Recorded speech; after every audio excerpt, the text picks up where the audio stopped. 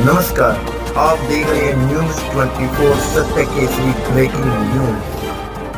आपकी नजर हम पर। मैं तो प्रशासन को कहूँगा कि ऐसा कोई भी कार्य ना करें जिस पे सवालिया निशान सरकार पे आए। हम हिस्सेदारी में हैं, हम चाहते हैं कि ऐसा कार्य ना हो जिसको हम दोनों को किसी ना किसी रूप में फेस करना।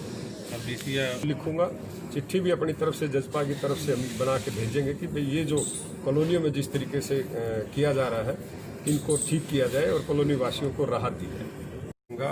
आप लोगों के माध्यम से जजपा और भाजपा की सरकार जो है मजबूत गठबंधन में है और जो पानीपत में आए दिन निगम में जो भ्रष्टाचार के आए दिन अखबारों में देखने को मिलता है और आप लोग मीडिया के माध्यम से भी देखने को मिलता है, मैं समझता हूं कि ये गलत है और हम चाहेंगे कि निष्पक्ष जांच किसी एजेंसी से कराई जाए, चाहे सीएम फ्लाइंग से की जाए। मैं पढ़ रहा था कई दिन पहले जागरण की रिपोर्ट थी कि वर्किंग नए टेंडर लगा दिए गए। इसके अंदर हरिनगर की अवैध कॉलोनी जोड़ने के लिए निगम से पैसा रिलीज किया गया और किसी साथी ने, मैं कल भी अखबार पढ़ रहा था, उसमें भी ये दर्शाया गया कि सीएम विंडो में कंप्लेंट दी है और ये कंप्लेंट जो है उन्होंने जो है निगम कमिश्नर को भी दी है। जो फर्जीवाड़े निगम में किए जा रहे हैं, जो टेंडर लगाए जा रहे हैं और वो टेंडर अवैध कॉलोनियों को जो है रास्ता देने का काम करते हैं, अवैध कॉलोनी काटने का काम करते हैं। मैं समझता हूं कि अवैध कॉलोनी नहीं कटनी चाहिए। आए दिन अवैध कॉलोनी कटती है, कल को गरीब आदमी प्लाट ले लेता है और वो प्लाट एक कोई भी कॉलोनाइजर उनको बेच के चला जाता है। ना कोई सड़क देता है, ना कोई निकासी की पानी के निकासी के लिए सीवरेज दबाता है, ना कोई बिजली का उनको पोल लगा के कनेक्शन दिया जाता। एक गरीब आदमी अगर छोटा सा 50 गज का प्लॉट अगर लेता है, उसका क्या कसूर है? सरकार पहले ही क्यों नहीं रोकती? ऐसे कॉलोनाइजरों पर एफआईआर क्यों नहीं करती? क्यों लोगों को, गरीब लोगों को जो है प्लाट ले लेते हैं, फिर वो मकान बनाते हैं, फिर बुलडोजर लेके कोई अधिकारी चला जाता है। मैं समझता हूँ उसकी सारी पूंजी जो है, एक गरीब आदमी की जो पूंजी है वो खराब हो जाती है। सरकार को ऐसे कोई कॉलोनाइजर को लाइसेंस नहीं देना चाहिए जो इस तरीके से इलीगल करता है। ये इलीगल लाइसेंस है, निगम की तरफ से कोई कार्रवाई नहीं होती।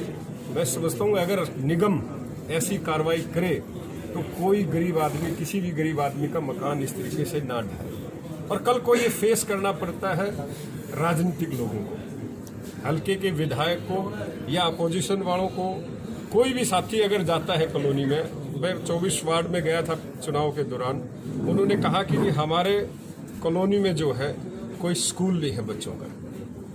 वो 5 से 7 किलोमीटर काबड़ी पढ़ाने जाते हैं बच्चों को। एक गरीब आदमी जो दिहाड़ी मजदूर करने वाला है वो 5 से 6 किलोमीटर सुबह अपने बच्चों को छोड़ के आता है। कोई व्यवस्था नहीं कि सरकारी स्कूल में बच्चों को बस से या किसी ऑटो से छोड़ा जाए। वो खुद अपनी रोजमर्रे की जो जिंदगी है, जो रोजगार वो करते हैं, उनको छोड़ के 4 घंटे, 2 घंटे, 1.5 घंटे अपने बच्चों के लिए उनको लाने और ले जाने में रहते हैं। कोई व्यवस्था नहीं है स्कूल की।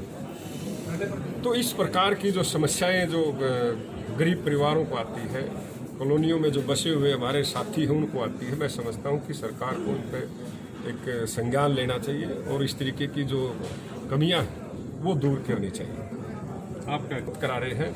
वो ग्रीवेंसेस कमेटी में भी हम अब की बार ये मुद्दा लगाएंगे कि इनकी जांच हो ऐसे टेंडरों की जिस तरीके से गलत किया जा रहा है। और कॉलोनाइजर, प्राइवेट कॉलोनाइजर कॉलोनी काट रहे हैं, फायदा कमा रहे हैं, किसके थ्रू क्या है।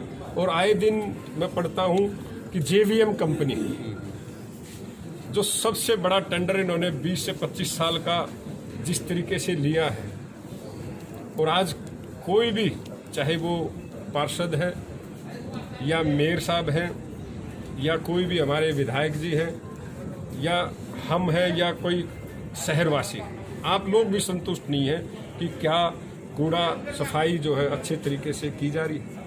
तो एक्शन क्यों नहीं? कहीं ना कहीं इस पे भी एक सवालिया निशान है। एक्शन क्यों नहीं लिया जा रहा? ऐसी कंपनियों को मैं तो कहता हूँ बर्खास्त करके और साल दर साल टेंडर किया जाए ताकि कंपनी को भी भय हो, काम करने का भी एक अच्छा तरीका निकला जाए और सरकार को भी ये पता लगे कि टेंडर भी कम आएगा और लोग भी खुश रहेंगे। लिख के क्यों नहीं देते? क्यों ये टेंडर इतना लंबा किया गया? उस कहीं ना कहीं तो मंशा है ये।